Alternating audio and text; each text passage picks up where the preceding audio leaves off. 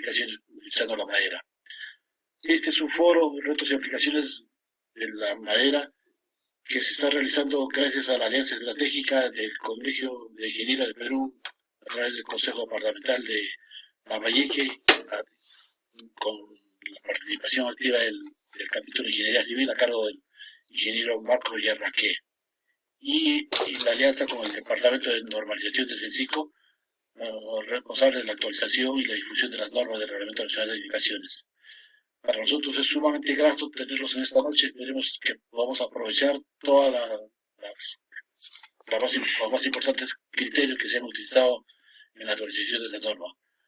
Para dar inicio a nuestro foro, retos y aplicaciones de la norma E010 Madera, vamos a invitar a nuestro distinguido colega, el ingeniero Marcos Yarraqué, presidente del capítulo de Ingeniería Civil del Consejo Departamental del Colegio de Ingenieros de Lambayeque, para que dé las palabras de bienvenida a este ciclo que estamos iniciando en alianza con el Consejo Departamental de Lambayeque. Ingeniero Marcos Yarraqué tiene la palabra. Adelante. Muy buenas noches. Muchas gracias, ingeniero José Luis Amado, por la deferencia. Asimismo, a nombre del capítulo de Ingeniería Civil del Colegio de Ingenieros del Perú, Consejo Departamental de Lambayeque, agradecer a la ingeniera Isabel Moromi Nakata, que va a tener a cargo el foro sobre retos y aplicaciones de la norma E010 de madera. Asimismo, a los señores ingenieros panelistas que nos van a acompañar post exposición de la ingeniera, al ingeniero Arturo Rodríguez Cerquén, al ingeniero Amador Naveda Azalde y al ingeniero José Acero Martínez, que van a estar como panelistas. Efectivamente, esta es una alianza estratégica que tenemos con CENCICO, con el área de normalización, y vamos a tener en total en este mes de junio 12 foros programados, y de los cuales este es el primero que se va a desarrollar vía virtual.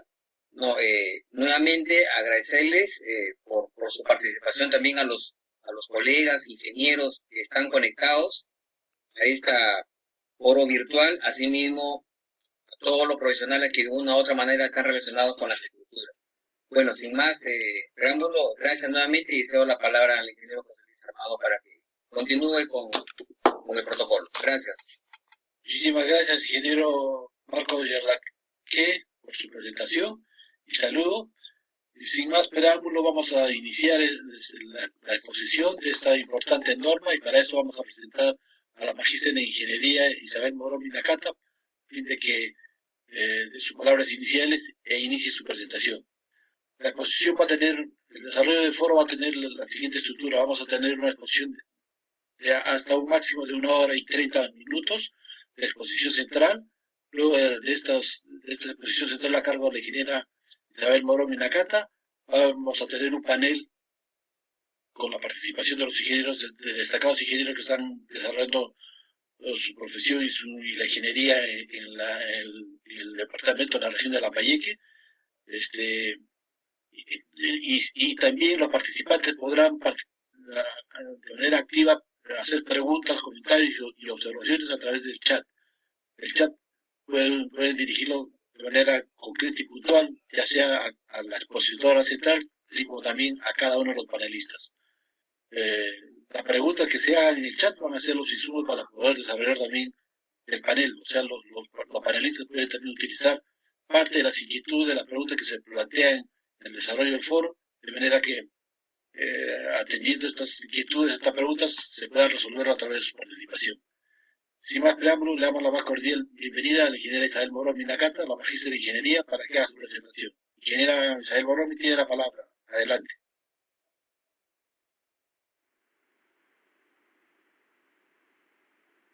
Está con el micro apagado, ingeniera Moromi. Ya, correcto. ¿Me escuchan ahora? ¿Sí? Fuerte y claro, muy bien. Muy bien. Buenas noches con todos. Bueno, vamos a dar inicio a la presentación de la norma S210 madera, y me voy a permitir introducir en la norma vigente algunas de las propuestas que se ha sido elaborado por el comité y que en estos momentos están en proceso de aprobación en el Ministerio de Vivienda, ¿no? Entonces, la norma vigente es, en casi su totalidad, digamos, es la que vamos a presentar, pero como les acabo de decir, vamos a presentar algunas de las propuestas de actualización. Entonces, sin más, vamos a compartir la pantalla. Un momentito, por favor.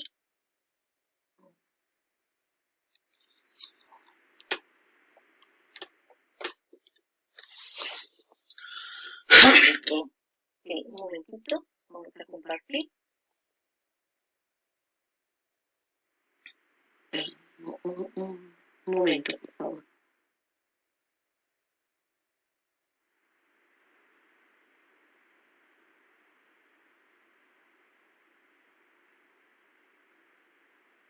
Ya se ve la Ya presentación. se ve, correcto. Perfecto, se ve muy bien. Vamos a darlo. Correcto. Perfecto, se ve completo y se la escucha fuerte y claro. Adelante, ingeniera. Muy bien.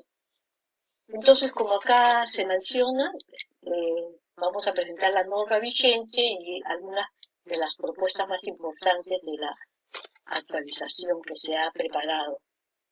¿No? Bueno, esta es una pequeña introducción que seguramente la mayoría ya conocemos, ¿no? Que tenemos muchos recursos forestales y bien sobre este tema también hay todo una situación de los bosques naturales tropicales, el tema de la reforestación, el tema del cuidado y de la conservación, etcétera, que se debe manejar de acuerdo pues a la política actual de conservación y utilización responsable, ¿no?, de los bosques. Nosotros tenemos una producción forestal que en gran medida está destinada a la construcción. Nuestros bosques tropicales, como vemos acá, uno de los árboles tropicales que son pues mucho más de mayor envergadura que los bosques, digamos, de bosques templados que le llamamos, ¿no? Y tenemos como característica importante también que en nuestros bosques tenemos una gran diversidad de especies, muchísimas especies, y es una de las ventajas y también de las limitaciones en su utilización. ¿No? Bueno, como les mencionaba, la norma vigente, hay algunas propuestas de modificación, básicamente en algunas cosas puntuales y en la organización digamos, del conjunto de la norma, básicamente, ¿no? Entonces, en su contenido tenemos las consideraciones generales, lineamientos técnicos, lineamientos específicos, proyectos de ejecución, propiedades físicas y mecánicas, y luego tenemos específicamente capítulos diseñados, preparados para el diseño de elementos en flexión, en tracción, flexotracción, compresión, flexocompresión, o sea, todos las situaciones en las que se puede presentar, digamos, el uso de la madera, diafragma, muros de corte, requisitos de habilitación, tenemos armaduras, uniones, criterios de protección y, bueno, los anexos que vamos a mostrar. Entonces, se trata de tener de alguna manera un desarrollo para atender las necesidades de diseños en los distintos usos que puede tener la madera, de uso estructural, ¿no? Porque de eso. Entonces, lo que establece esta norma son requisitos mínimos para el diseño estructural de edificaciones de madera, pero también de construcciones mixtas, es decir, construcciones de otros materiales que pueden ser albañilería, concreto, etcétera, en la que haya un uso de algunos elementos estructurales de madera. Bueno, de hecho, la finalidad es, como todas las normas que se presentan, tener pues niveles adecuados de seguridad, ¿no?, en estas edificaciones, como todos sabemos, la prioridad es salvaguardar la integridad de las personas y la durabilidad de la estructura. Bueno, sobre el ámbito de aplicación también ya hemos mencionado edificaciones de maderas o construcciones mixtas. Sin embargo, hay una especificación importante en el cual algunos sistemas que no estén incluidos en la norma deben ser sustentados técnicamente, y existe también modalidades para poder, aprobar sistemas que tengan en consideración otros requerimientos o otras condiciones de uso, ¿no? Pero en general, en la norma se pretende atender los usos más generalizados, ¿no? Por otro lado, también, como en la norma es posible que hayan algunos aspectos no contemplados por casos especiales, entonces se sabe que en estos casos hay que utilizar las normas internacionales o normas de instituciones reconocidas a nivel internacional, ¿no? Podría existir algún aspecto, muy puntual que no hubiera sido considerado en la presente norma. Bueno, hay una serie de consideraciones generales y, de hecho, uno de los primeros aspectos a considerar es el contenido de humedad. Y estamos hablando de utilizar una madera con un contenido de humedad que pueda estar en equilibrio con el ambiente donde va a ser instalado. El otro aspecto muy importante es que, de ser necesario, debe ser tratada con preservantes que garanticen su efectividad y permanencia, ¿no? Sabemos que existen maderas que son naturalmente durables y otras que no son naturalmente durables y que requieren la preservación. Esto también es muy importante tenerlo en cuenta. Los aspectos que se plantean en esta norma es esta recomendación general, porque la normativa está dirigida a los aspectos prácticamente físico-mecánicos, ¿no? Pero es una observación que hay que tenerlo presente. Otro aspecto que también hay que considerar es que, como se menciona acá, la madera de uso estructural debe pertenecer a alguno de los grupos definidos. Bueno, hay un artículo y una lista, un anexo con una lista de especies. ¿Esto a qué se debe? Como acabamos de mencionar, en nuestros bosques existen numerosas especies.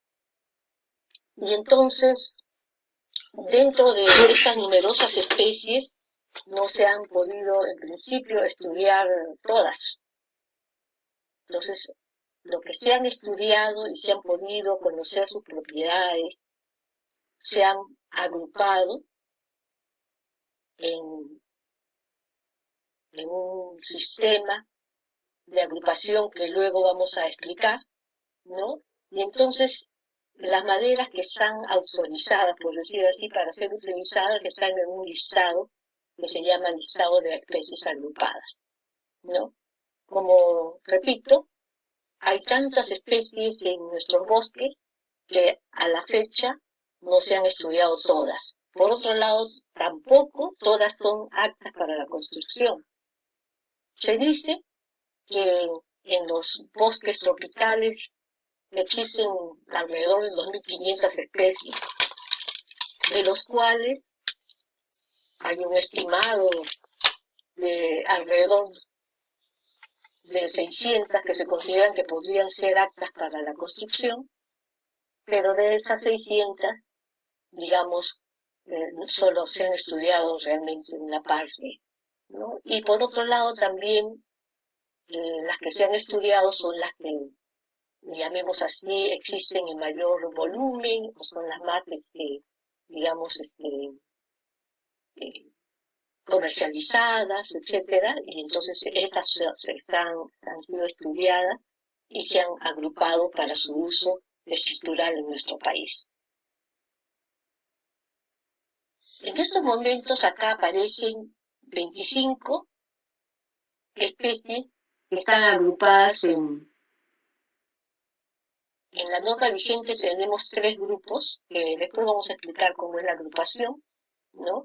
Tenemos un grupo A, un grupo B y un grupo C, ¿no? Entonces, por ejemplo, digamos, la madera más conocida, por decir algo, el tornillo, está, digamos, en el grupo C, y luego tenemos otras maderas, digamos, por ejemplo, la capirona, o el pumaquiro, ¿no es cierto?, el chihuahuaco, que también es bastante conocida, ¿no?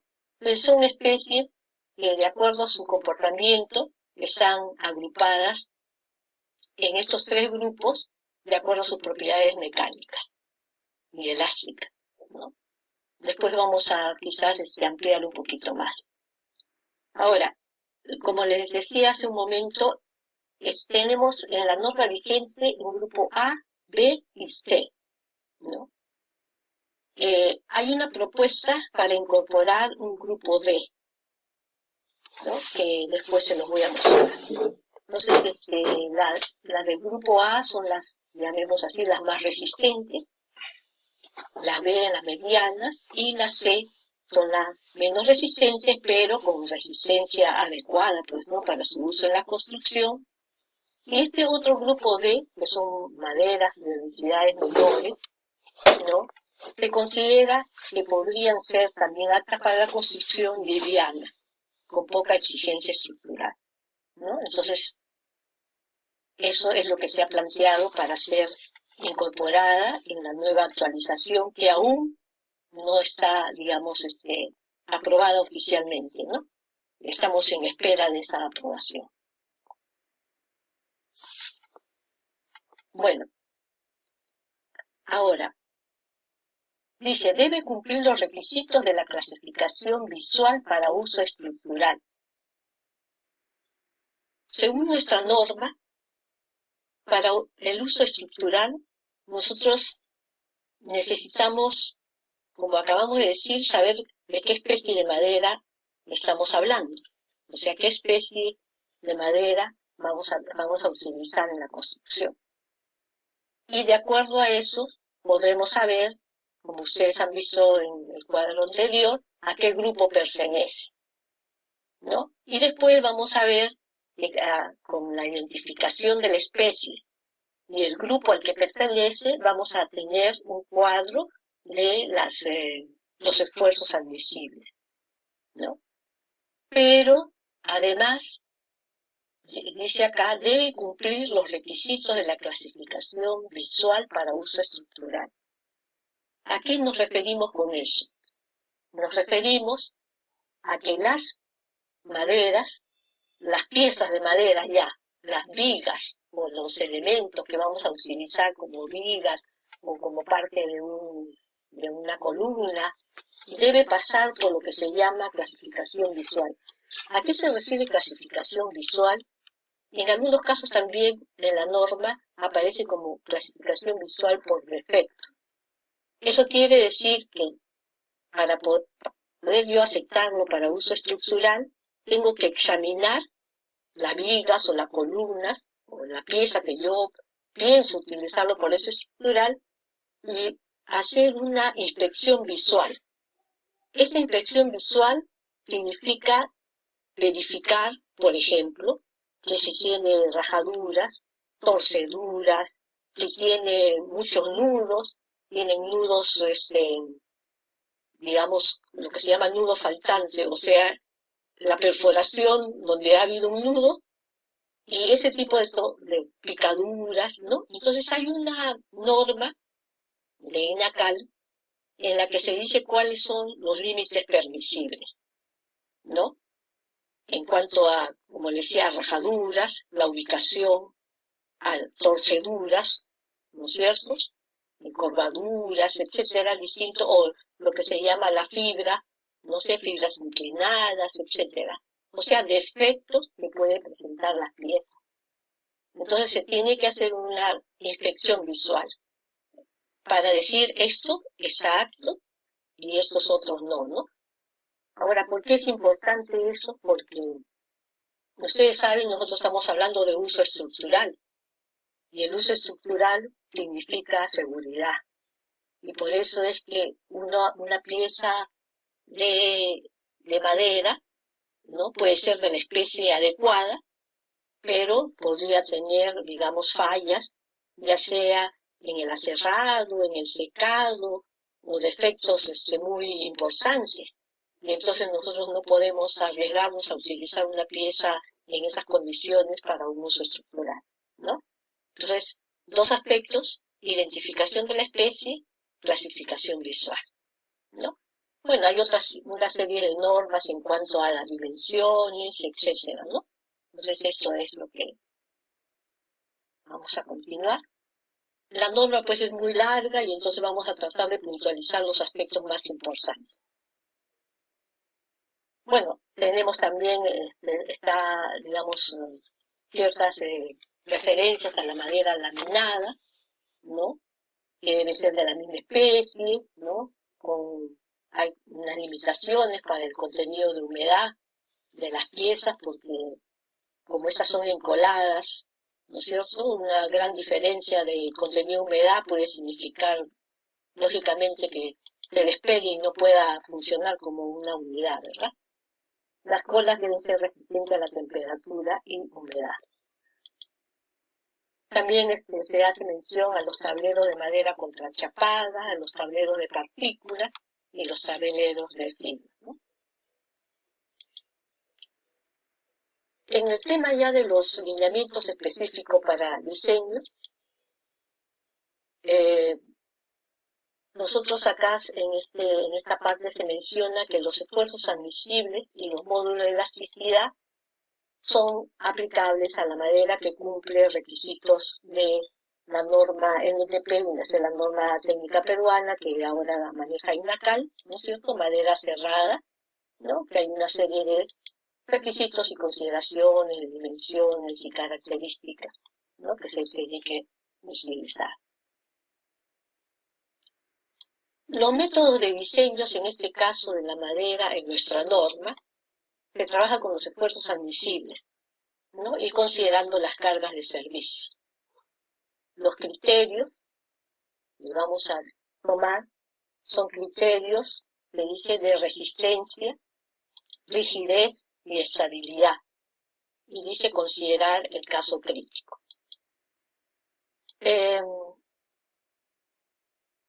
Luego vamos a ver con más detalle esto, pero tiene que ver, lógicamente, considerar, dice, los casos de la condición más crítica. ¿Por qué? Porque, como ustedes sabrán, en algunos momentos puede ser que lo más crítico sea la resistencia, pero como también tenemos limitaciones de deformación en elementos estructurales, es posible que la consideración más crítica sea la deformación, ¿no? Por eso se considera la condición más crítica. Se considera como un material homogéneo y ortotrópico, ¿no? Entonces, nosotros sabemos que realmente la madera no es un material, pues, isotrópico, ¿no? Entonces, pero para consideración de diseño lo consideramos como ortotrópico. Y consideramos justamente la dirección paralela a la fibra y la dirección perpendicular a la fibra, ¿no? Esto es muy importante porque las diferencias en cuanto a la resistencia, ¿no? Según la dirección de la fibra es muy importante, muy notorio, ¿no? Entonces, de acuerdo, pues, al crecimiento de la madera, nosotros en general en las piezas de madera observamos las fibras, ¿no? Y generalmente podemos determinar, digamos, cómo se están aplicando las cargas en el elemento de madera. Perdón, pensé en la anterior, ¿no? Entonces acá tenemos, pues, la fibra de madera, ¿no? Y tenemos la dirección paralela y la dirección perpendicular, ¿no?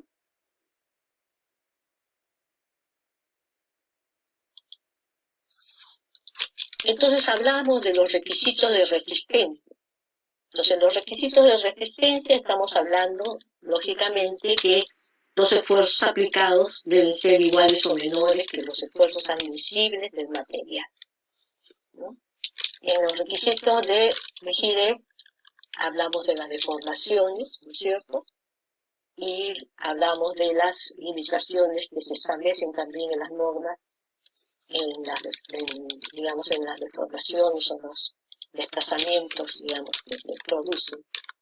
Y en algunos casos hay que considerar, pues, ¿no?, las deformaciones debidas a las uniones, ¿no?, cuando son ensambles de elementos de madera. Entonces, en los proyectos, como todos los proyectos, tenemos que considerar, lógicamente, los aspectos de la norma de carga, los aspectos del diseño sismo-resistente, que se aplica para cualquier tipo de edificación, ¿no?, que se diseñe, ¿no? Entonces, como acá volvemos a recalcar, es muy importante indicar el grupo estructural, la especie del grupo estructural y el contenido de humedad, ¿no? También las características técnicas de los elementos de unión, ¿no?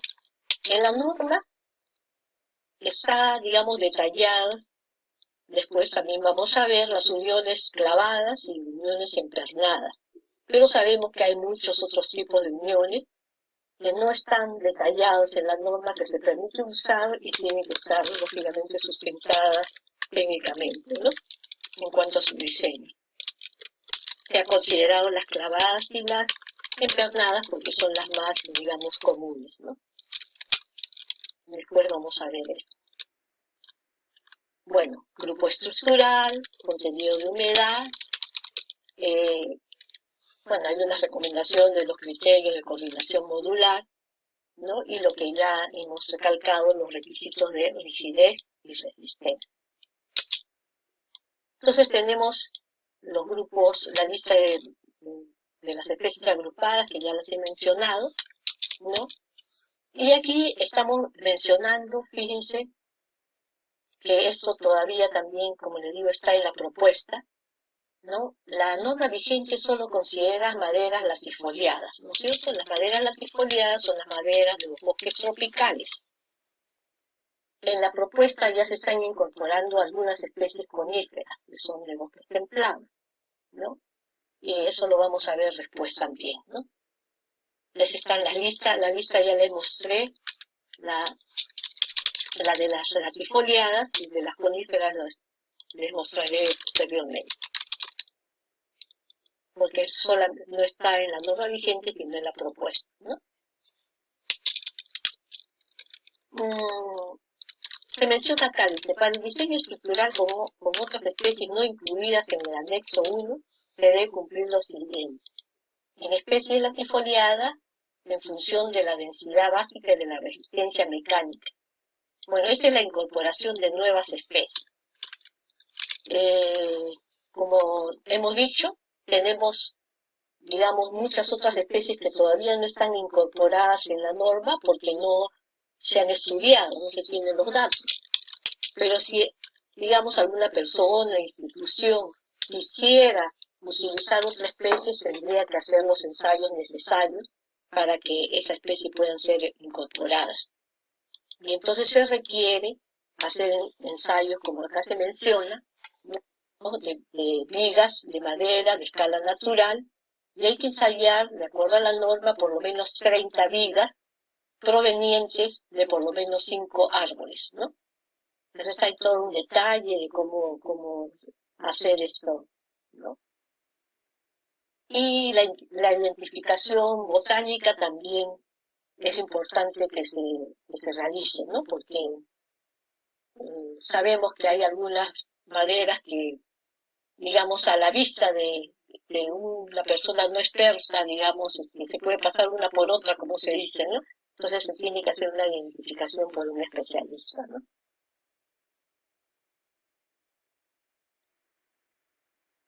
Acá se habla, y esto también es una propuesta que todavía no está vigente porque se trata de las especies que hemos mencionado de las coníferas. Se han incorporado unas 3 especies, pero si se quisiera utilizar otras especies, se tendría que hacer también presentar toda la documentación sobre los resultados de los estudios y ensayos, ¿no? laboratorio. Se menciona en general que el contenido de humedad en la madera instalada en obra no debe ser mayor al 22%. Es considerado realmente una madera húmeda, ¿no? Prácticamente podríamos decir que la mayor parte de las disposiciones se dan para madera húmeda por razones llamemos así, de prácticas realmente, ¿no? Un poco por seguridad, porque en general no se tiene un control muy estricto al respecto y por eso se ha tomado, digamos,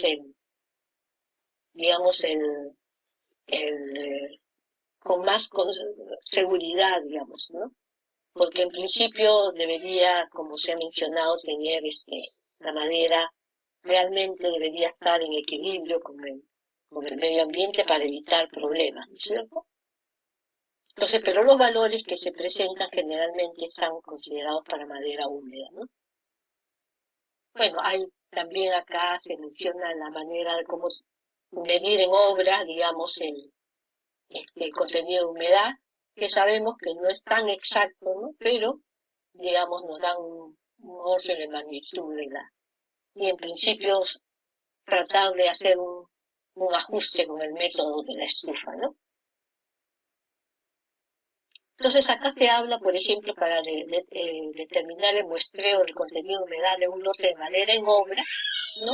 Hay también una muestra mínima que también está indicado en el anexo, ¿no? Hay una referencia de acuerdo al volumen del lote, digamos cuántas piezas hay que analizar, ¿no?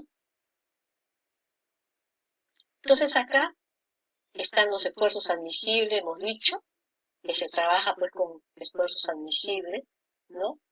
Y tenemos acá para los tres grupos que hemos mencionado, A, B y C, tenemos los esfuerzos admisibles en flexión, en tracción paralela, compresión perpendicular y corte paralelo, para cada uno de los grupos.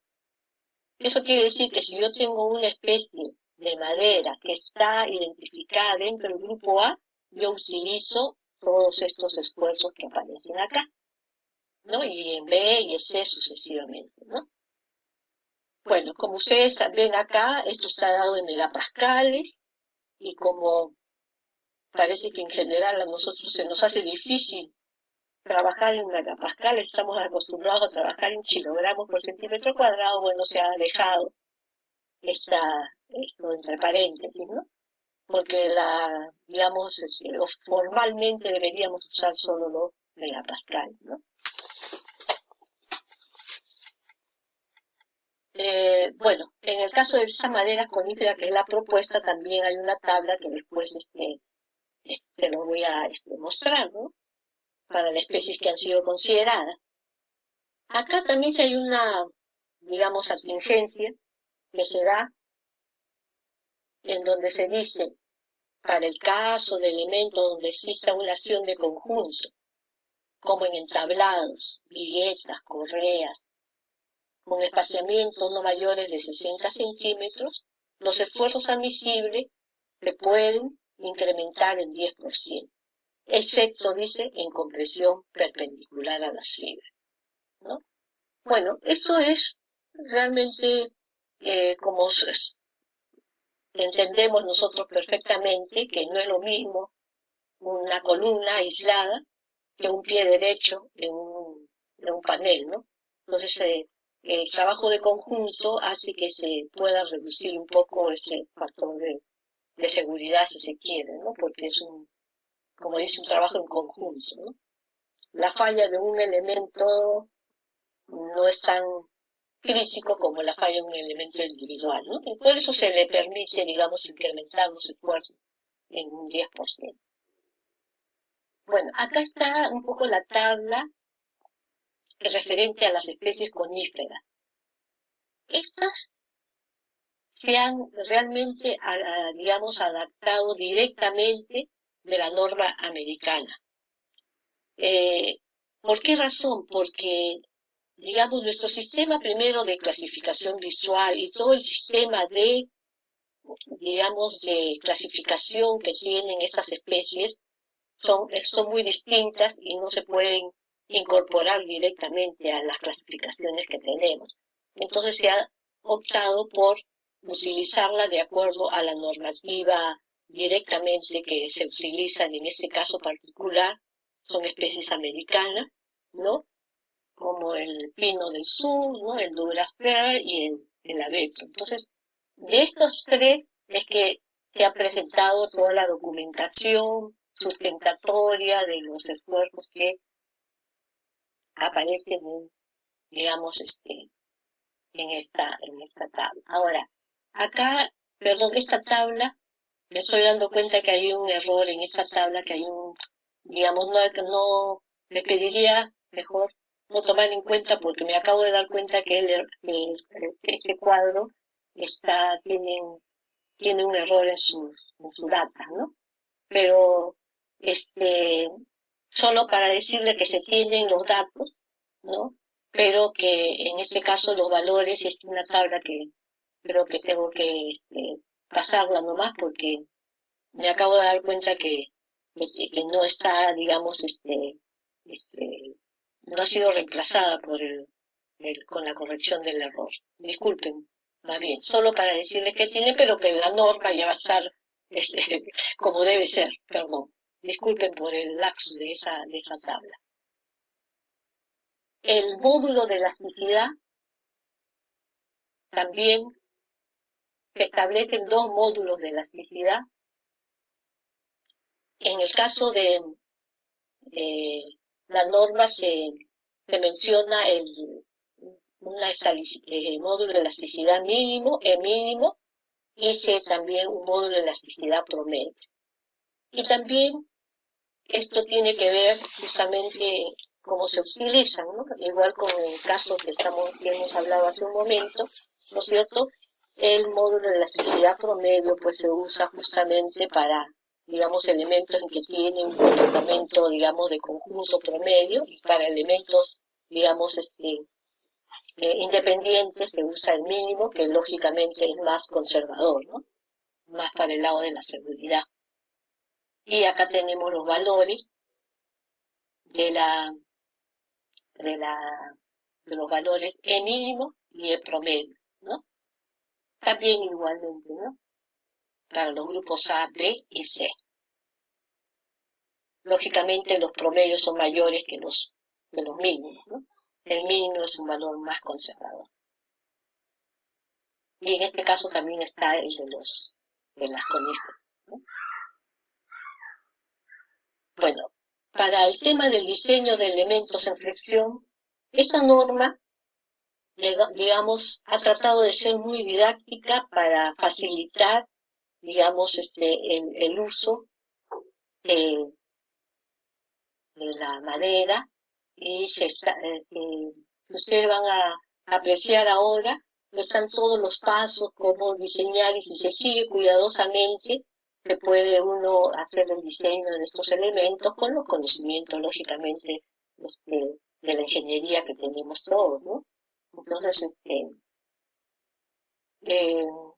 hay que considerar las cargas, las refracciones admisibles, ¿no? La combinación, ya saben ustedes, más desfavorable entre cargas permanentes, cargas vivas, de servicio. Recuerden que todo eso está determinado en la norma de carga, ¿no? Y entonces tiene una limitación, ¿no? Que en general son muy similares a las que ya existen, ¿no es cierto? Incluso para otro tipo de edificaciones, ¿no es cierto? L sobre 300 elementos en flexión, dice con cielo raso de yeso, y sin cielo raso de yeso L sobre 250, ¿no? Y para cargas vivas de servicio, ¿no? L sobre 350, ¿no? Entonces todo esto está indicado claramente en la norma, pero acá sí hay que hacer, digamos, una observación importante, ¿no? Al estimar las deflexiones máximas se debe considerar las deformaciones producidas por las cargas permanentes, en el caso de las deformaciones diferidas, ¿no? ¿Por qué razón? Porque en el caso de la madera tenemos una importante deformación diferida. Entonces, cuando se hace el cálculo de las depresiones máximas, hay que considerar las deformaciones diferidas en el tiempo, ¿no? Bueno, entonces tenemos que en los requisitos de resistencia tenemos que considerar los esfuerzos de flexión y los esfuerzos de corte paralelo a las fibras, que como sabemos se producen cuando hay flexión, se producen esfuerzos de corte paralelo a las fibras, ¿no? En los apoyos principalmente vamos a tener compresión perpendicular a las fibras, hay que verificar. Y para el tema de la estabilidad, hay unas recomendaciones que realmente son bien prácticas, ¿no? Que de alguna manera nos ayudan, y vamos a verlo mejor en los gráficos, que se aprecia más fácilmente, ¿no? Lo que queremos indicar, ¿no? Vamos a ver los gráficos, ya. Entonces acá se dice, por ejemplo, que si H sobre B es igual a 2, no necesita apoyo lateral. Si H sobre B es igual a 3, entonces ahí sí necesitamos un apoyo, ¿no? Si es 4, entonces ya necesitamos restringir la zona de compresión justamente para evitar el pandeo, ¿no? Ya si la relación es H sobre B igual a 5, pues hay que restringir totalmente la zona de compresión. Y cuando es 6, de repente hay que colocarle estos puntales, ¿no? O estas crucetas, ¿no? Entonces con esta referencia, digamos, nos ayuda, digamos, para, como se dice, para mantener la estabilidad del elemento, ¿no? Bueno, luego hay unas indicaciones para entrepisos y techos, etcétera, que lo pueden revisar, y hay tablas también para diseñar no solamente cargas repartidas, sino el tema de las cargas concentradas, ¿no es cierto? Para los entablados y los tableros, ¿no? Se habla de que para la distribución de una carga concentrada sobre un entablado machembrado, por ejemplo, esto se puede repartir uniformemente en 3 tablas o un ancho, ¿no? Hay pequeños detalles que ya cuando uno va, digamos, haciendo un diseño, va digamos, revisando, como le digo, con cuidado, y va a encontrar, entiendo yo, la mayor parte de los requisitos que uno puede, digamos, requerir, ¿no? Igualmente, cuando vamos a entrar en detalle, solamente decirle que existen, y ustedes se van a dar cuenta de que lo pueden revisar, y está bastante didáctico, como decimos, ¿no? Por ejemplo, cuando son elementos a tracción, la carga admisible, ¿no es cierto?, el área con el esfuerzo admisible que aparecen en las tablas. Para el grupo, ¿no?, o para la especie, digamos, correspondientes al grupo al que pertenece, ¿no?, cuando son la tracción directa. Y cuando tenemos, pues, flexo-tracción, pues hay que añadirle, digamos, el efecto del comportamiento en flexión, ¿no?, y las fórmulas más o menos similares a las que ya conocemos, ¿no? Pero si se dan todos los datos, ¿no es cierto?, la carga, el área, el esfuerzo admisible, ¿no es cierto?, en este momento el esfuerzo admisible en flexión y el módulo de sección, y, digamos, tiene que ser menor de 1 para, digamos, que es adecuada, ¿no?, la sección que estamos analizando, ¿no? Igualmente, para el caso de elementos en compresión y flexocompresión. Pero, en el caso de los elementos a compresión, tenemos también un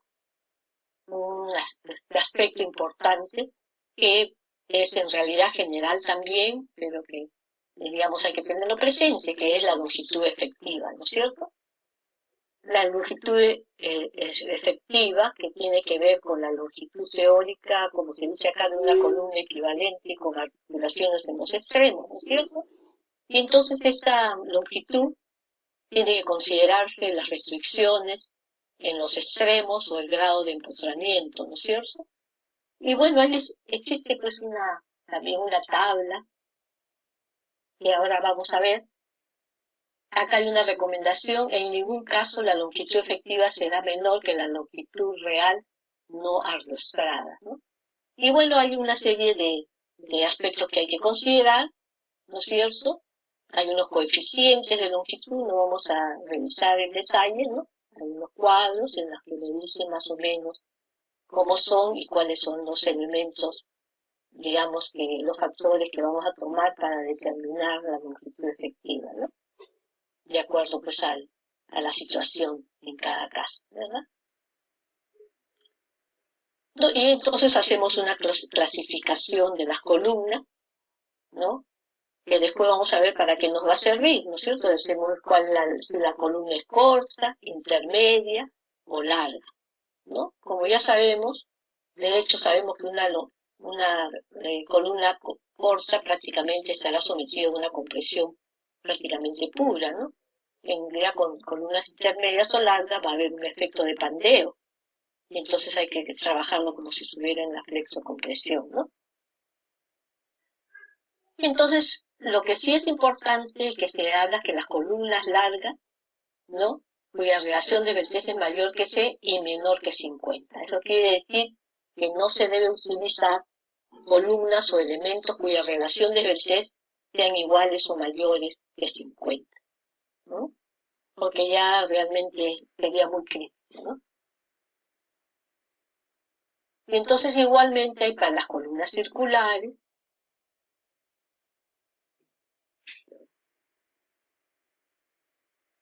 ¿no? Y en el caso de las columnas largas deben ser menores de 40, ¿no? Para el caso de las columnas circulares, ¿no? Y como les decía, si yo estoy hablando de una columna corta, pues una voy a tener solamente una compresión simple, ¿no es cierto? El esfuerzo de compresión por el área me dará pues la carga admisible de ese elemento, ¿no?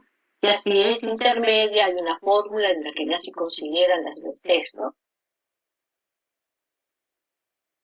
¿No? Y en las columnas hay que considerar, pues en este caso, la famosa fórmula de Euler, pero está todo realmente detallado que se pueda uno referir a la norma y poder aplicarla, ¿no?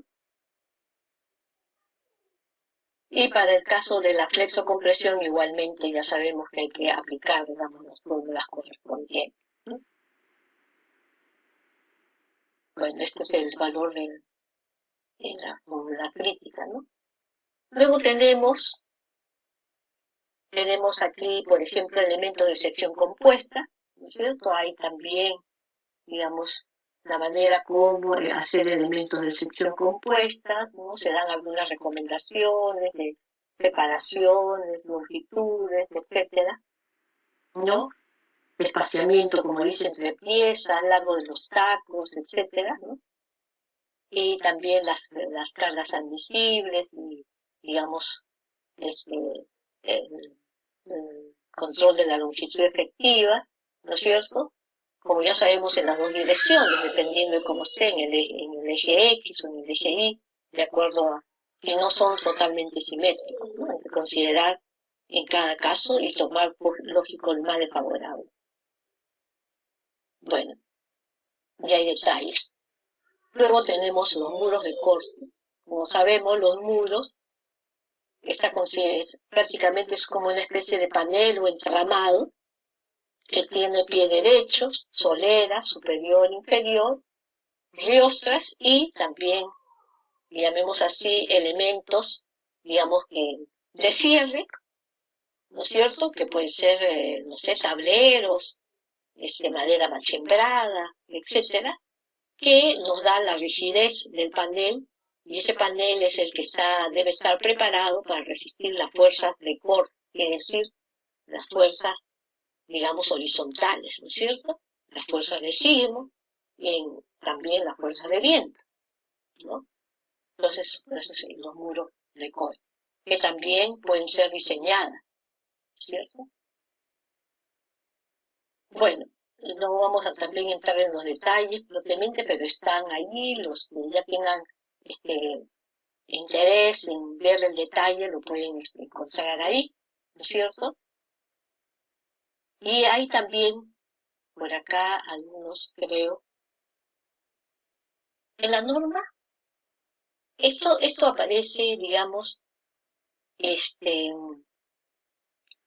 realmente, digamos, son diferentes tipos de paneles o muros entramados, en la que, como ustedes ven, esto viene a ser como pies derechos, ¿no es cierto? En este caso separados a 60, viga superior, viga inferior, y normalmente está forrado puede ser con madera, tablero, etcétera. Y entonces hay configuraciones que se pueden dar con una separación menor, como acá se ve, ¿no es cierto? Y también estos pies derechos pueden tener diferentes dimensiones, ¿no es cierto? Acá, por ejemplo, se menciona 2x3, pero puede ser 2x4, ¿no? O sea, hay una serie de posibilidades, llamemos así, para los elementos de los pies derechos como de las vigas, ¿no?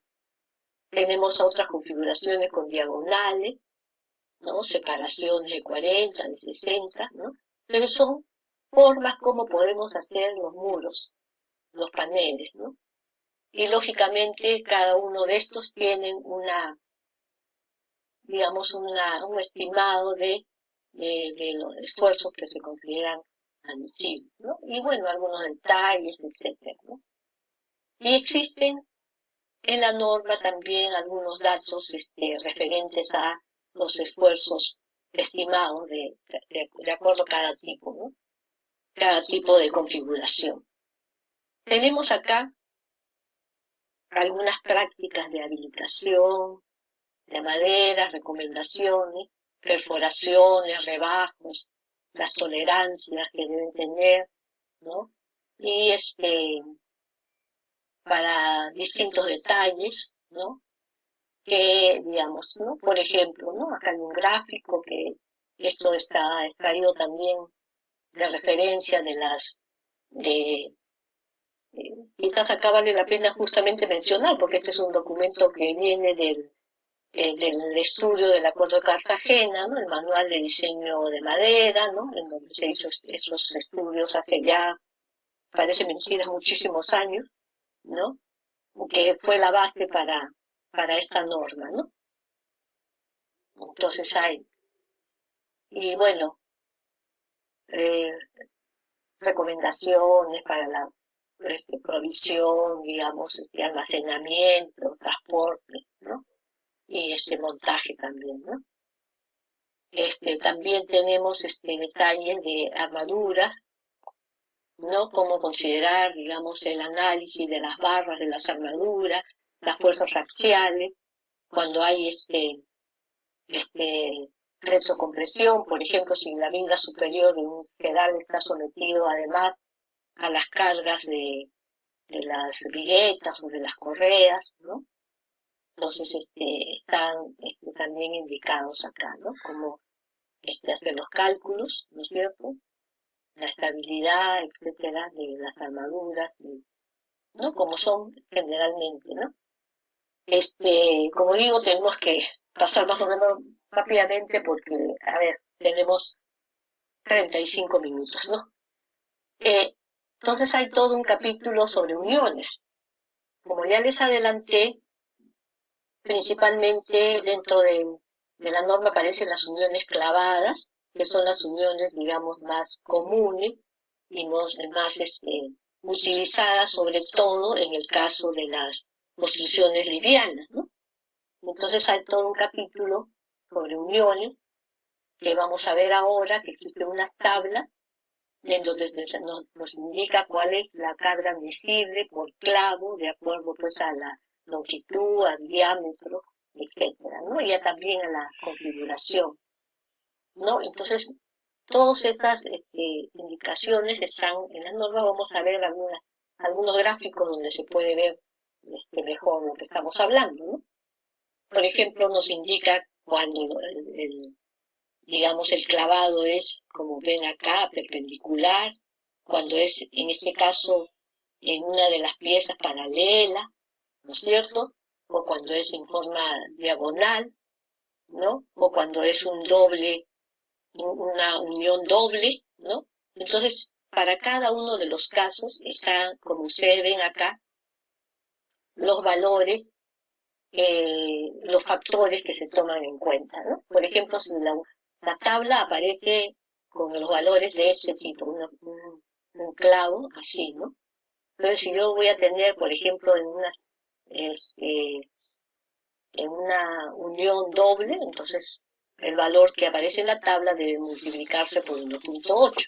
Y si es en esta forma, por 0.67, y si es en esta forma, por 0.83. O sea, hay una sola tabla con un solo valor que debe ser afectado por estos factores, ¿no? Entonces acá tenemos, y también la norma me indica claramente, digamos, las longitudes que deben tener en cada una de las piezas, la penetración, etcétera, para que se pueda, digamos, considerar los valores que nosotros estamos colocando en las tablas que hemos visto, ¿no? Entonces, ¿no? Acá también se da más o menos la configuración, cómo debe hacerse clavado. También acá las recomendaciones en cuanto a la penetración en la primera, en la segunda, ya para ver la longitud de los clavos, ¿no? Y entonces, como dice acá, si no se cumplen, debe reducirse de acuerdo a la relación que hay entre el espesor del elemento central, ¿no? Entre los diámetros, etcétera, y hay una serie de indicaciones cómo debemos hacer las reducciones, ¿no? Sin embargo, en ningún caso debe tener espesores o penetraciones menores del 50% de los indicados en la figura, ¿no? O sea, no siempre vamos a cumplir todas las recomendaciones 100%, pero hay una forma como reducir pero en ningún caso debe ser menor del 50%. ¿No? Y entonces me dan también recomendaciones cuando yo tengo que hacer una configuración de unión esclavada, cuál debe ser la separación entre las líneas de los clavos, ¿no? O sea, no deben estar muy juntos, lógicamente, porque si no se propicia, digamos, las fallas, ¿no? Debe haber una separación mínima, en este caso de 16 diámetros, ¿no? Entre las filas de los clavos, en el sentido de las cargas, y en el otro sentido, acá se está mencionando 8 diámetros. También la distancia del borde. Ya todo eso está considerado en la norma, pues, se han hecho pues estudios, ensayos, etcétera, ¿no? En este caso tenemos una de las piezas, la carga está aplicándose paralela y en la otra está perpendicular, ¿no? Entonces también hay una recomendación. Acá también. ¿No? Acá dice estallamiento clavando alternadamente por ambos lados. Ustedes ven, acá está por un lado y acá está por el otro lado. Están, digamos, uno de un lado y otro del otro lado, ¿no? ¿No? Y igualmente acá, ¿no? Entonces están, en realidad todas las configuraciones están consideradas digamos, en las recomendaciones de las normas, ¿no es cierto? Y entonces se puede hacer un cálculo de de acuerdo a la carga que está siendo aplicada, digamos, cuántos clavos necesitamos para que soporte, digamos, ¿no? Entonces todo esto está considerado acá, ¿no? Y hay recomendaciones, ¿no es cierto? Para estos casos, ¿no? Bueno, acá hay una recomendación de la solera de amarre, las correas, ¿no? Etcétera, ¿no? Lo vamos a seguir para no... Entonces acá tenemos las uniones también empernadas. Entonces en las uniones empernadas es muy similar, con los valores, digamos, difieren, pero digamos, los criterios son similares, se quiere decir, ¿no? Entonces tenemos acá, ¿no? Doble. Okay, guys, can you activate webcams? ¿No? Los casos, ¿no? El caso en que utilicemos una platina metálica de refuerzo en la unión, Okay. ¿no? cómo lo Ay, tratamos sí, cuando Diego. tenemos uniones inclinadas, ¿no es cierto? Diego. Digamos, el esfuerzo que se aplica, digamos, en la dirección, que ya no es ni perpendicular ni paralelo, sobre todo para el caso de la pieza de abajo, ¿no? Está aplicada la carga a un ángulo, ¿no? Entonces acá se puede determinar, digamos, el esfuerzo que se considera, digamos, que se está aplicando en la pieza de madera, ¿no? Cuando tenemos no dobles, sino simples, ¿no? Inclinados, ¿no? Los espaciamientos en forma similar a lo que hemos hablado, ¿no? Y las separaciones, etcétera, que también se recomiendan para cada uno de los casos, ¿no? Entonces, luego tenemos los criterios de protección, que esto ya no es básicamente ya para el proceso constructivo, ¿no es cierto? El tema del hongos y la humedad, que nosotros tenemos que aislarlo, ¿no? En general, todo tipo de maderas, como dice acá, estructural o no, hay que protegerlos de la humedad, ¿no es cierto? Porque para evitar digamos, la pudrición o digamos, los hongos, la humedad, etcétera, ¿no es cierto? Y hay que preservarlo también para evitar, digamos, el ataque, digamos, de insectos, ¿no? Y el tratamiento de los clavos, perros y resinas que estén, digamos, expuestos a la intemperie, ¿no es cierto? Anticorrosivos, etcétera, ¿no? Galvanizados, etcétera, los elementos de sujeción, ¿no? Herbert, Y sí, Tiene un inconveniente que es un curso perdón, ahí parece que hay un micrófono abierto, no sé si estamos escuchando. Bueno, lo otro que hay que considerar importante es que tenemos, como en todo material, las fluctuaciones del contenido de humedad pueden producir variaciones dimensionales que deben ser considerados también en el proceso constructivo, ¿no? Bueno, el tema de la aplicación de las tuberías, los puntos de empalme, ¿no sé? El tema de los insectos, como ya hemos mencionado, las barreras físicas o la preservación también, ¿no? Importante. Bueno, y también hay todo un tema de la seguridad eléctrica y digamos, incendios, que hay recomendaciones para ello. Acá Excuse me, I am with a phone, and now I try to fix my computer. Algunas potencialidades de la madera, que hay un desarrollo muy grande en otros países. Nosotros, digamos, no tenemos un uso muy intenso de la madera y la idea es ver las posibilidades y potencialidades de la madera.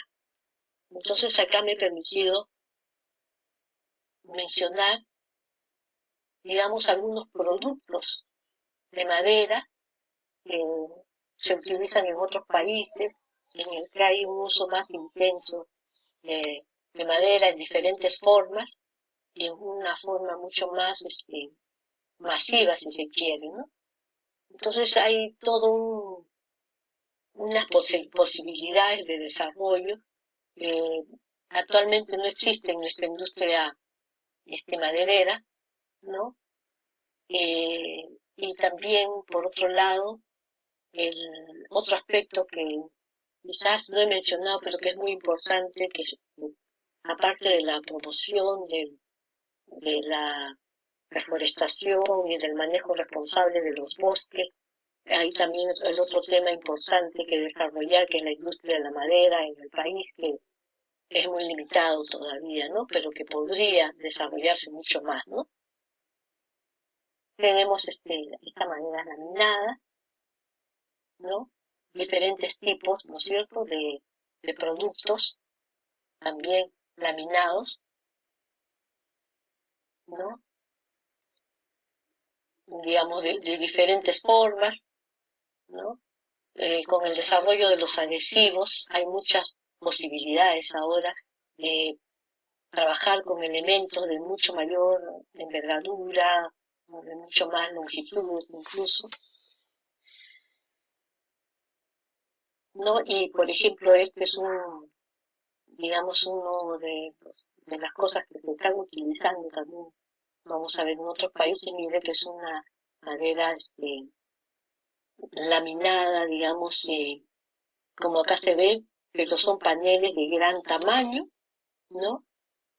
Paneles que están, digamos, encolados en ambas direcciones, prensados y que son de gran resistencia, ¿no? Y por eso, como acá se pueden ver, ¿no? Y quizás lo más interesante de estos que se está usando en Estados Unidos, en Europa, en general, en muchos otros países, ¿no? Bueno, pues no, ya sabemos que se pueden hacer de esas cosas, pero lo más interesante es, por ejemplo, también estas vigas laminadas, ¿no?, para una pista de patinaje, ¿no?, en Estados Unidos, ¿no? Entonces, las posibilidades del uso de madera son muy grandes, ¿no?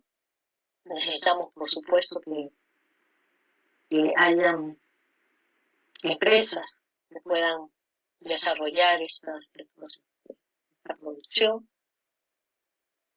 ¿no? Y esto también me parece interesante ponerlo porque nosotros, digamos, pensamos, cuando vemos a veces las construcciones, eso también es, déjenme ver, en Los Ángeles, ¿no? Son conjuntos de vivienda y ustedes ven que esto está casi totalmente construido de madera. Normalmente el primer piso, los primeros pisos sí son hechos de concreto o de otros materiales y a partir de ello todos los pisos superiores están construidos con madera, como acá se pueden ver. Y si se dan cuenta totalmente, ¿no?, la estructura está hecho totalmente de madera, ¿no? Entonces, ¿no?, y acá se puede apreciar también con las ventajas que puede significar, digamos, en cuanto los paneles ya están prácticamente prefabricados, estarían haciendo un montaje, lo que puede, digamos, ser una construcción más limpia por un lado y también, digamos, más rápida, ¿no? Y Los Ángeles, ustedes saben que Los Ángeles está en California, es una zona sísmica también, ¿no?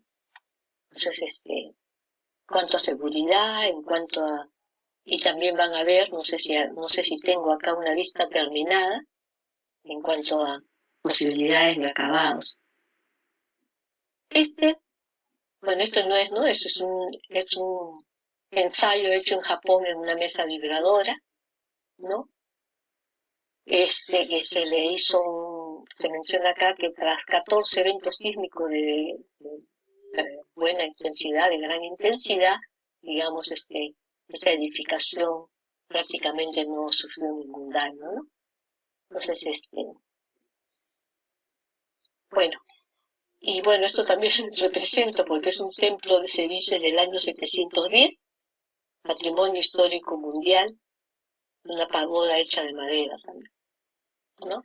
Entonces, dependiendo del tipo de madera, del tratamiento que se le dé, del diseño, del mantenimiento, pues una construcción de madera puede realmente también tener una larga vida. Bueno, creo que estamos realmente a tiempo, de repente en algunas partes he apurado un poco, pero estamos dispuestos también a los comentarios y a las preguntas que puedan hacer los asistentes. Gracias. Muchísimas gracias, ingeniera Isabel Morovi. Es una presentación sumamente interesante. Vamos a empezar con la ronda de paneles.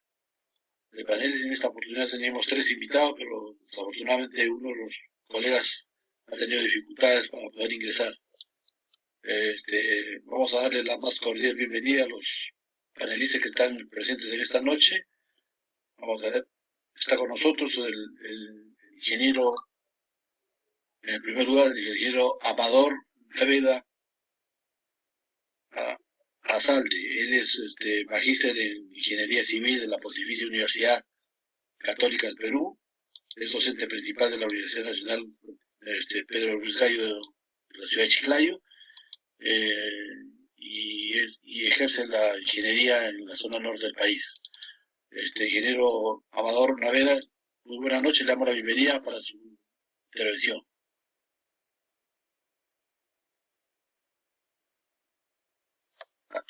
Gracias. Saludos a todos. Bueno, ha sido interesante la exposición y estamos con una forma que Un poquito más alto, por favor, ingeniero, no lo escuchamos bien. Sí. Quizá uno de los problemas que tenemos con esta norma es que es bien antigua.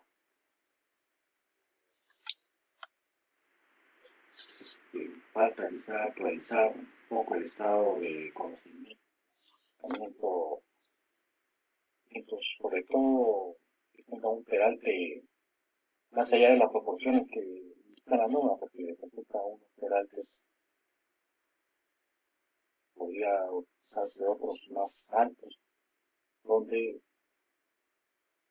ya se necesitaría alguna consideración especial que no está. O sea, mejor dicho, las fórmulas de diseño parecen simples. Por otro lado,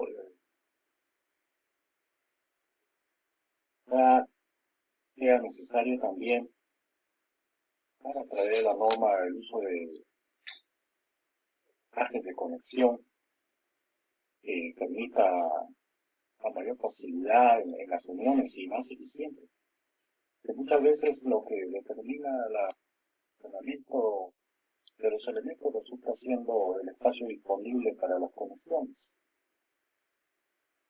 Pero he visto que en otros países, incluso en Chile, que está bastante cerca, hay una serie de materiales de herrajes para conexiones que son utilizadas y que parecen más eficientes que las uniones que proponen la norma. Quizás se necesitaría ampliar más la norma para aumentar más posibilidades de tallado con dispositivos más eficientes para la unión de la madera.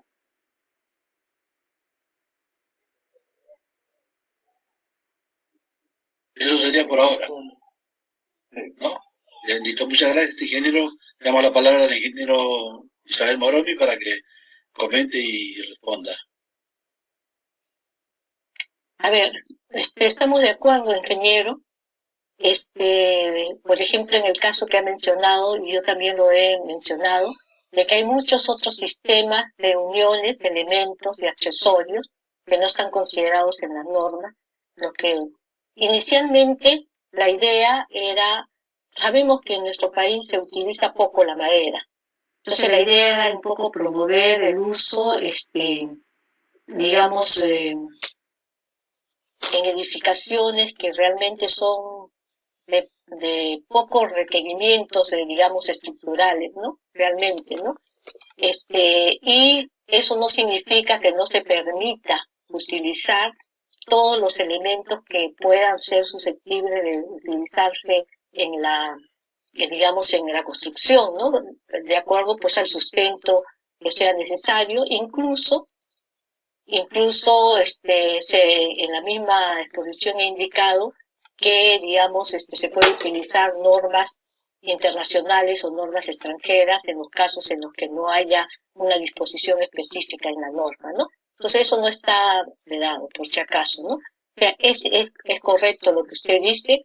Lo que pasa es que nosotros tenemos un desarrollo todavía un nivel de desarrollo en la construcción con madera muy limitado, ¿no? Y entonces, poco a poco debemos ir ampliando también y en base ya a la experiencia que se va adquiriendo, irlo ampliando, ¿no? Pero eso no quita de que se pueda hacer. Si alguien, digamos, tiene conocimiento, tiene posibilidad digamos, de tener esos accesorios, conseguirlos y utilizarlos, que en muchos casos en el país también son limitados. Algunas cosas se pueden conseguir, otras no, ¿no? Entonces, pero si alguien puede hacer una edificación y puede conseguir estos accesorios, puede utilizar incluso, como usted bien dice, de repente la norma chilena, ¿no? Para poder trabajarlo. Bueno. Muchas gracias, ingeniera. Vamos a darle la palabra a nuestro siguiente panelista, es el magíster de Ingeniería José Acero Martínez. José Acero Martínez es magíster por la Pontificia Universidad Católica del Perú. Es docente también en posgrado en la Pontificia Universidad Católica y en la Universidad Católica de Santo Toribio de Mogrovejo. Es actualmente consultor en diseño de estructuras y para nosotros es un gusto presentarlo en esta noche. Ingeniero José Acero Martínez tiene la palabra para sus comentarios y preguntas. Adelante, por favor. Y muy buenas noches. ¿Me pueden escuchar, correcto? Fuerte y claro. Excelente.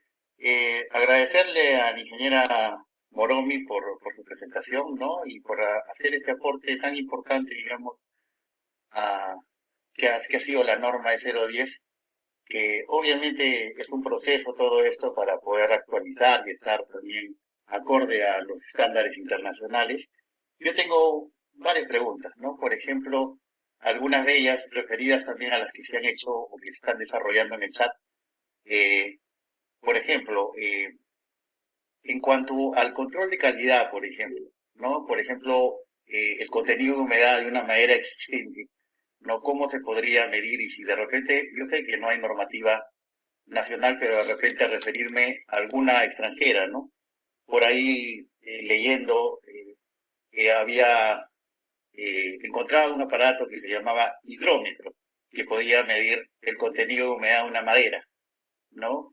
Eso en cuanto a las pruebas que se pueden hacer de maderas existentes, ¿no?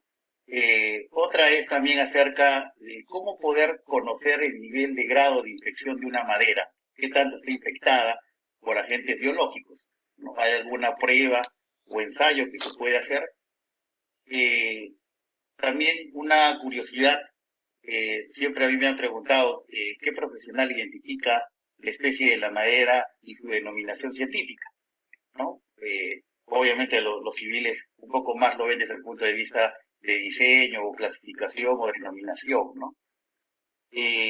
Después, en mi vida profesional siempre me he encontrado, ¿no? con que, por ejemplo, en la parte alta del Perú se utiliza bastante la madera eucalipto, ¿no? En diferentes lugares, ¿no? En techos de coberturas, en puentes inclusive de longitudes importantes. Entonces, siempre me llamó la curiosidad, yo que soy profesor de la Universidad Católica y que también trabaja en el laboratorio de estructuras, siempre me llamó la atención por qué no se estudia el eucalipto o si hay un estudio preliminar de ello, ¿no? Y luego, las conexiones, si bien es cierto, han sufrido pues muchos cambios desde conexiones clavadas, pernadas. Yo tuve la experiencia de visualizar, ¿no? En otros países lo que son sistemas de conexión gate nail, que son sistemas de una planchita con púas, ¿no? Que puede unir elementos y que son muy rápidos. Traté de alguna vez implementarlo en el Perú con unos alumnos, pero su proceso de fabricación nos resultaba muy complicado, ¿no? Entonces, de repente utilizar las conexiones empernadas o clavadas es mucho más satisfactorio, ¿no? Esas serían mis comentarios y preguntas a la ingeniera Isabel Moromi, y agradecerle por su exposición y también por su contribución durante estos años al estudio de la madera, que son muy pocas personas que no le toman la importancia de vida. Para mí personalmente la madera es un material excelente, ¿no? Y tiene en cierta manera un nivel de utilidad, ¿no? Para comportamiento no solo a gravedad, sino también sísmico. Muy agradecido. Muchas gracias, ingeniero José Acero, por sus preguntas y comentarios. Le damos el pase al ingeniero Isabel Moromi para que responda y comente. Adelante, ingeniera. Bueno, de hecho, a ver, vamos a ver si no me olvido de las consultas que me han hecho. A ver, respecto a la identificación, de hecho, la identificación de la especie propiamente tiene que hacerlo un forestal, porque nosotros no estamos a veces en condiciones de identificar estrictamente, ¿no es cierto? Entonces, y por el otro lado hay alguna, digamos, también hay una norma que no he mencionado, no sé si escucharon, el Estado se habló de posición o situación de la norma, previo a ello se tiene que hacer una inspección visual. Esa inspección visual existe una norma INACAL respecto a la clasificación visual por defectos para poder aceptarse para uso estructural. O sea, existe la norma. Con respecto al eucalipto, el eucalipto ha habido varios estudios, un poco, incluso hace muchos años, pero no ha habido un estudio, digamos, sistematizado de acuerdo a lo requerido por la norma. Y justamente sé que hay interés de algunos grupos que están pidiendo, viendo la manera como, digamos, cumpliendo con la norma, poder incorporarlo, digamos, esta especie, ¿no?, del eucalipto. Eso respecto al eucalipto. No sé si se me quedó alguna pregunta. No, en general está todo dentro de las expectativas. Muy agradecido. Bien. Gracias. Gracias. Muchas gracias por la pregunta. Vamos a dar una revisión a las preguntas que se han formulado en el chat. No sé si tiene acceso a la lectura del chat la ingeniera Moromi y también los panelistas. Una de las primeras preguntas es un comentario de Johan Inostroza. Dice: profesora, en el 2018 en Huancayo hicimos algunas obras sociales con mis alumnos y diseñamos y construimos un puente de madera. En este caso con eucalipto. Sus propiedades mecánicas los tomamos de un artículo científico. Por su costo y abundancia el árbol nos lo vendieron a 40 soles. ¿Por qué no caracterizar este tipo de madera en la norma, ya que es la más abundante y la más barata en nuestra serranía? Bueno, como acabo de comentarles, hacer este estudio, digamos, requiere realizar, de acuerdo a la misma norma, ensayos de la escala natural, ¿no es cierto? Como se dice ahí, de 5 árboles distintos, hay una cierta referencia, y eso tiene pues un costo, ¿no? Entonces alguien tiene que, digamos, solicitar, hacerlo, y tengo entendido que hay algunas instituciones ahora que sí están buscando I try to poder hacer esos ensayos. I am with my phone now, but my computer. Correcto, muchas gracias. Hay una pregunta y comentario de José Antonio Bustillos, que pregunta: ¿cuáles son los criterios técnicos que usted, ingeniera, recomienda para el diseño de entramados y cómo reforzamos de las cargas sísmicas laterales? Bueno, eso es un diseño como cualquier otro, digamos, elementos de cualquier material, ¿no? La estructuración, las cargas que se aplican y el diseño de cualquier elemento. Y, lógicamente, todas los elementos de arbiostres necesarios, ¿no es cierto? Arbiostres diagonales, arbiostres longitudinales, que tiene que utilizarse como cualquier otro, digamos, tijeral, ¿no?, de cualquier material, ¿no? Utilizar los mismos criterios de diseño. Otra pregunta de José Antonio Bustillos es: ¿qué tipología de madera tiene un mejor comportamiento estructural? ¿Existen estudios experimentales? ¿Cuál es el estado del arte a nivel nacional del diseño estructural con madera? Mire, en el Perú y en la norma, como ya les mostré, hay 3 grupos. Bueno, ahorita 4, ¿no?, con la propuesta de norma, pero vigentes son 3 grupos, A, B, C. El grupo A son las maderas que son las más resistentes, y el grupo B, intermedia, y la C. Pero la más utilizada para construcciones, llamemos así, comunes, edificaciones, es el grupo C. que tiene una resistencia, digamos, suficiente para las construcciones, digamos, de edificación. Normalmente las del grupo A se utilizan pues para, por ejemplo, durmientes, para casos de ese tipo. ¿Por qué? Porque tienen una gran resistencia, pero son muy difíciles de trabajar. Ustedes se dan cuenta de que como son tan resistentes, también son mucho más duras. No se pueden aserrar como un serrucho, ¿no? Entonces hay ese tipo de cosas, de un aspecto de trabajabilidad y no es necesario utilizar esas maderas tan resistentes para una vida en una casa, por ejemplo, ¿no? Primeramente que son más difíciles de trabajar, es verdad que son mucho más resistentes y son mucho más caras también y no son necesarias. ¿Se dan cuenta? Entonces, de acuerdo al uso, de acuerdo a los requerimientos estructurales, entonces uno puede utilizar cualquiera. Pero como digo, para edificaciones, usar la madera del grupo C es suficiente, ¿no? Salvo que sea para, digamos, ya algún requerimiento de mayor envergadura, se puede utilizar el tipo B y eventualmente se podría usar hasta el tipo A, ¿no? Pero lo común, como digo, es dependiendo de los requerimientos, tiene que ver con la resistencia, la durabilidad, los costos y la facilidad de trabajo. Hay una pregunta de Roberto Nieto Osorio que consulta, para el encofrado con madera tornillo de estructuras de concreto, ¿la madera utilizada debería ser ensayada para verificar el contenido de humedad? Número 2. ¿No? Para los pies derechos y puntales, ¿se puede usar la llamada madera eucalipto? ¿Y esta a qué grupo pertenece? Y la tercera, ¿a qué se refiere con madera terciada y madera sin cepillar? Ya, mire, ¿cómo se llama? Creo que sobre lo del eucalipto ya hemos hablado. Lo que pasa es que en la práctica se usa un poco empíricamente, ¿no? O sea, se utiliza bastante, ¿no? Porque por la práctica ven que le da resultados adecuados y lo utilizan, ¿no?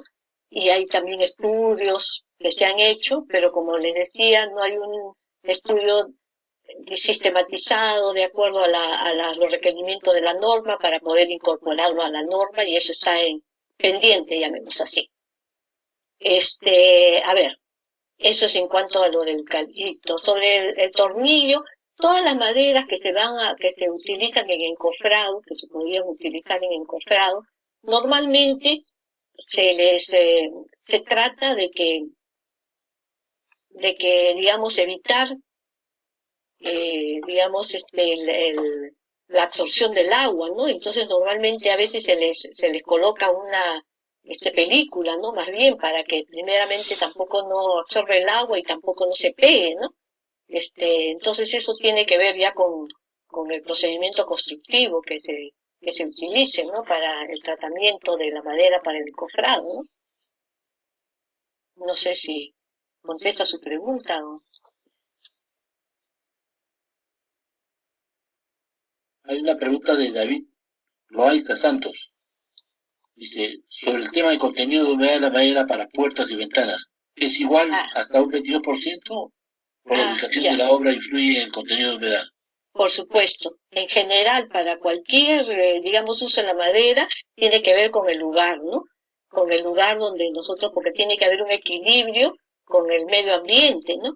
Entonces, y sobre todo con lo que son puertas y ventanas, generalmente tiene esos elementos que en este caso no son estructurales sino de acabado, tienen que estar secas, ¿no? Porque si no, digamos, los cambios de volumen va a significar que la puerta se pueda abrir o no se puede abrir o merezca una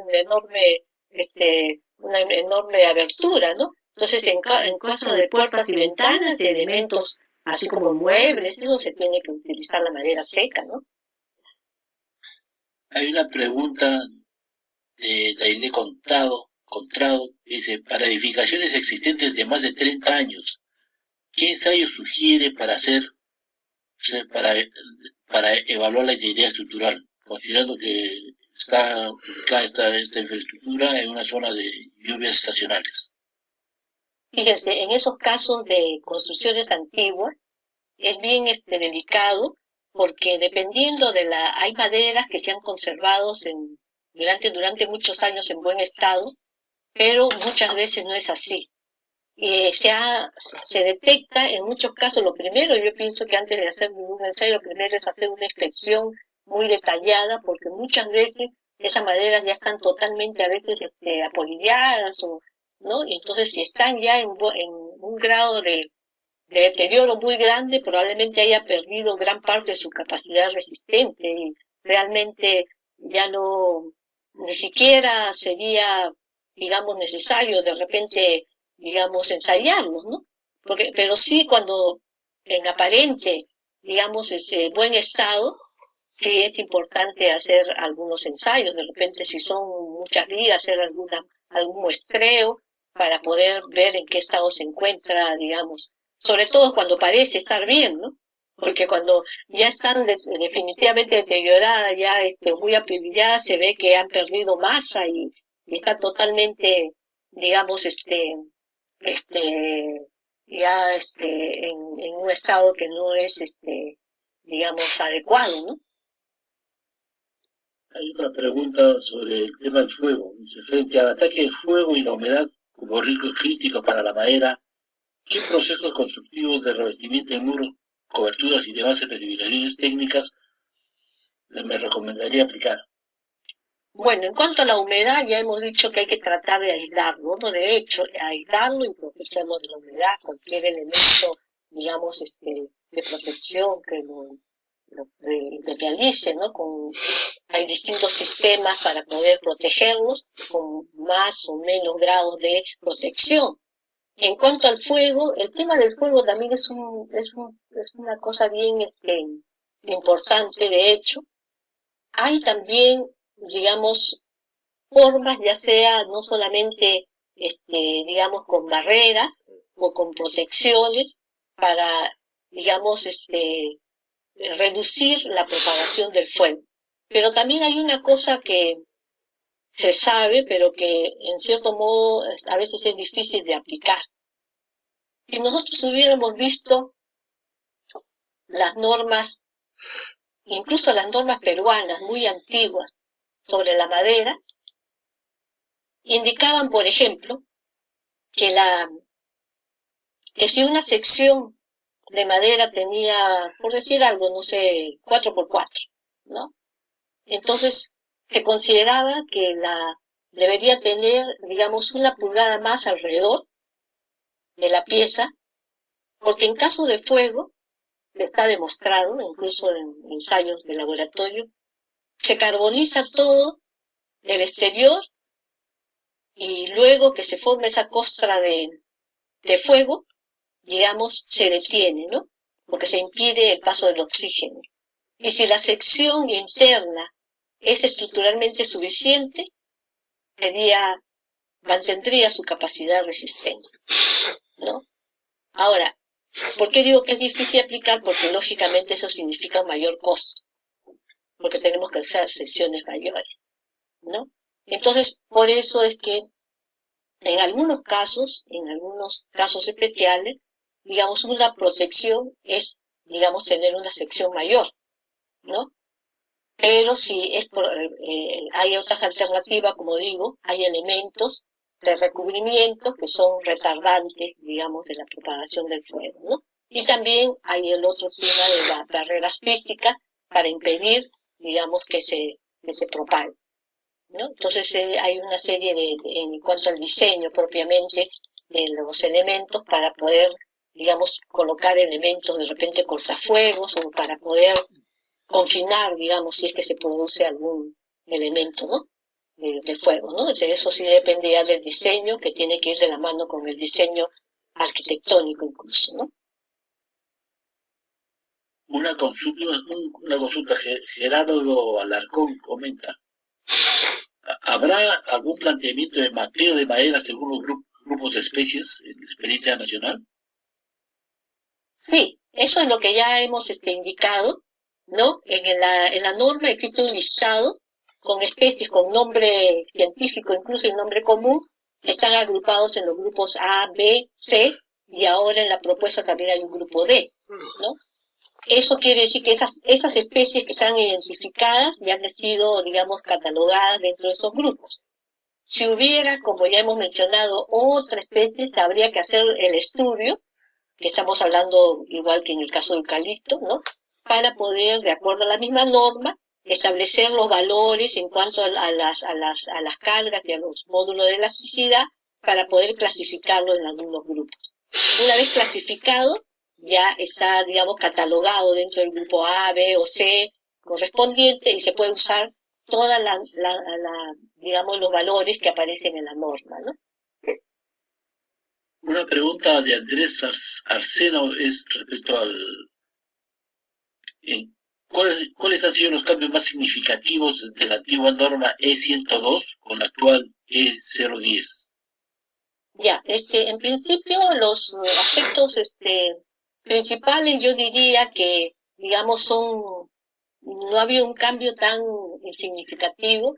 Ha habido un cambio primero en toda la organización de la norma para darle una especie de organicidad un poco más lógica, si se quiere, ¿no? Y de acuerdo pues a las recomendaciones que da el Ministerio de Vivienda, que ha establecido un formato, llamemos así, de que todas las normas deben tener ese formato, ¿no?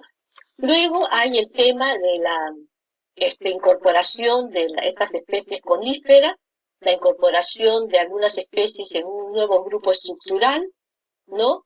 Algunos ajustes en cuanto a algunos criterios puntuales, pero en realidad no hay mucha modificación, digamos, tan sustancial aparte de las que estoy mencionando, ¿no?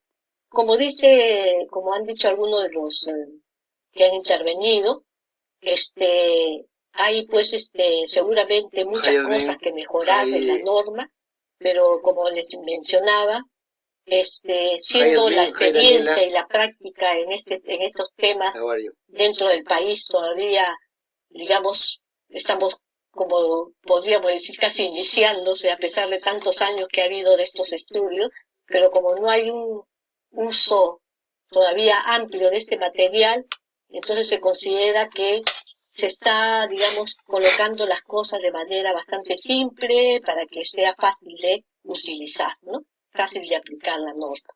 Eso ha sido un poco uno de los criterios y seguramente a medida que haya más experiencia nacional, no solamente, digamos, en investigación, sino también en la práctica, se pueda ir perfeccionando, mejorando, ampliando, ¿no? La norma. Eso ha sido un poco digamos, la orientación que se le ha dado. Hay una consulta de Diana Cornejo. Para el grupo A de madera, ¿qué tipo de uniones es la más recomendable? Bueno, como ya se ha mencionado acá, nosotros en principio no se puede pues recomendar, digamos, un tipo de unión porque depende de cuál elemento, como acá mismo me olvidé de mencionar, por ejemplo, estas planchas que mencionó el ingeniero, creo que acero, ¿no? También se han utilizado en el Perú en algunos casos, ¿no? Como digo, hay muchos otros sistemas, seguramente también se han mencionado acá, que se usa en otros países, ¿no? Muchos accesorios, ¿no? Mucho más, digamos, como dice, que pueden ser mucho más eficientes, ¿no? Pero, por ejemplo, en el grupo A, como ya lo mencioné, es una manera casi, sería imposible, no imposible, porque nada es imposible de clavar, ¿no? Habría que pretaladrar probablemente, ¿no? Porque es tan dura que no se podría utilizar, ¿no? Ya, si se taladra, se puede usar pernos, o se puede usar alguno de los sistemas que se han mencionado acá, que se usan en otros países, ¿no? Que hay que hacer perforaciones, cortes para introducir incluso placas dentro de la misma madera, etcétera. Hay tantos sistemas de sugestión ahora que se han desarrollado en el mundo, ¿no? Pero de hecho, digamos, si yo quisiera clavar, sería pues un caso un poco casi muy difícil, ¿no? Entonces tendría que, si estamos acá en nuestro país y no tenemos limitaciones, tendríamos que usar pernos de repente, ¿no? Si no tenemos otras opciones, ¿no? Una última pregunta de los participantes. Juan Carlos Caliza Torres pregunta, ¿cómo definiría mejor el equilibrio hidroscópico? A ver, bueno, no sé si el equilibrio, como se refiere al equilibrio con el medio ambiente, porque, ¿no? Se supone, ¿no? Lo que sucede es de que también es una cosa que hay que determinar en cada caso, y teniendo la diversidad de clima que tenemos, nosotros tenemos que establecer, incluso en cada caso, ¿no? Digamos, cuál debería ser el caso de la madera para poder... En la práctica se maneja mucho el hecho de que si nosotros utilizamos la madera seca, no debemos tener problemas en ningún caso, ¿no? Y la madera seca, secada al horno, por ejemplo, ya no tendríamos problemas de ese tipo. Pero si utilizamos madera húmeda, podemos utilizar de repente madera húmeda en Lima, pero si utilizamos la madera húmeda como la usamos en Lima y lo llevamos a un lugar con, digamos, contenido de humedad mucho menor, ¿no? Pues, lógicamente se va a contraer, se va a secar, ¿no? Y eso va a producir de repente un secado no muy adecuado, ¿no? Con rajaduras o con cosas, ¿no? Entonces eso depende de cada lugar, pero se adecúa, digamos, al clima de cada lugar, ¿no? Vamos a hacer una ronda final de nuestros panelistas invitados. Vamos a invitar al ingeniero Amador Naveda para que comente y pregunte finalmente. Ingeniero Naveda, tiene la palabra, por favor. Yes, I have.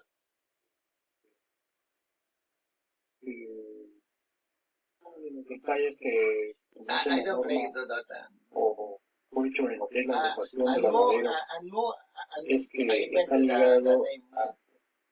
a la deforestación de la selva, ¿no? Ya que realmente las tifolías serían eras selváticas I said, y okay, que son taladas pero no renovadas. I said I have 3 brothers ¿Por qué and no I have only one promover brother una and cría 2 sisters. que se base en la madera, mejor dicho, sustentable, a través de la misma Many normativa? things, Daniela, I forget. Otra vez sobre que la población usualmente no considera la madera un material Can you noble, repeat, Daniela, please? no te tiende psicológicamente a pensar en un material noble para su vivienda.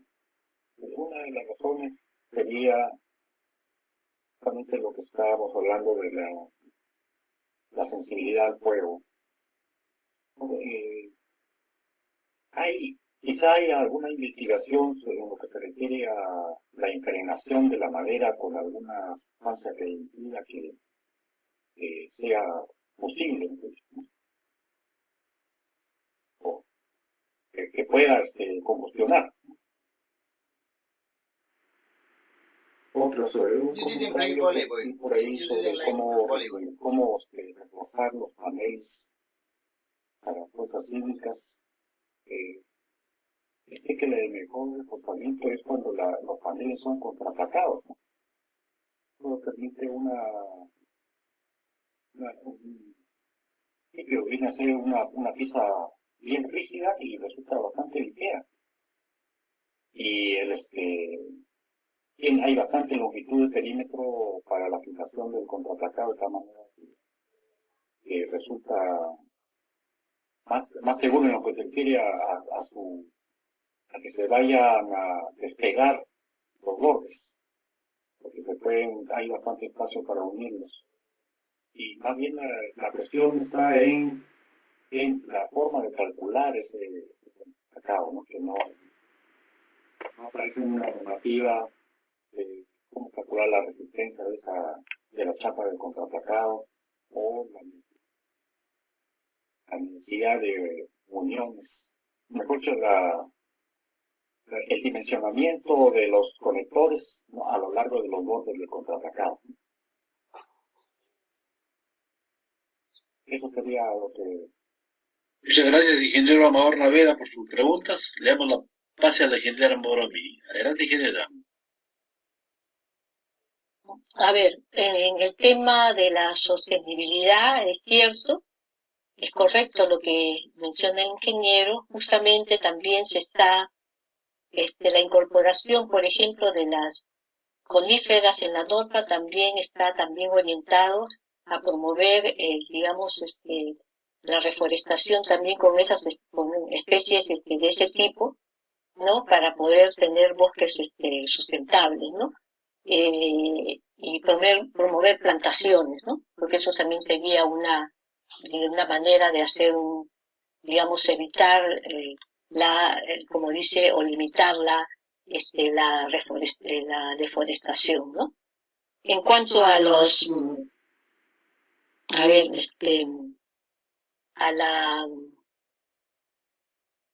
a lo último que ha mencionado, hay algunos estudios hechos para las configuraciones que había mencionado de las placas, de acuerdo un poco a la separación de los pies derechos y al tipo de revestimiento que se le coloca, con algunos datos en cuanto a las resistencias a carga lateral, por ejemplo, ¿no? Hay algunos estudios hechos, ¿no? Hay referencias al respecto.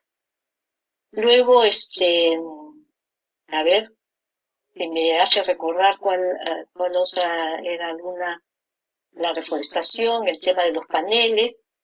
A lo de la resistencia al fuego también se han desarrollado, hay algunos productos, ¿no? Para lo que es retardante que había mencionado del fuego. Quizás haya todavía que estudiar un poco más o buscar otras alternativas o más productos, etcétera, ¿no? Y hacer un poco más de investigación al respecto, ¿no? Muchas gracias, ingeniero. Le damos el pase al ingeniero José Acero Martínez para que comente y pregunte en su última intervención. Adelante, ingeniero. Comentarnos sobre, más es un comentario que las universidades, yo creo, deben ser pues las que inicien las investigaciones, ¿no? Y yo creo que, de cierta manera, como profesor universitario, siempre escucho a mis colegas indicar, ¿no? Un alumno quiere hacer una tesis de madera y siempre le ponen que es muy fácil, ¿no? Hacer un ensayo de flexión o clasificarla o determinar la densidad, etcétera.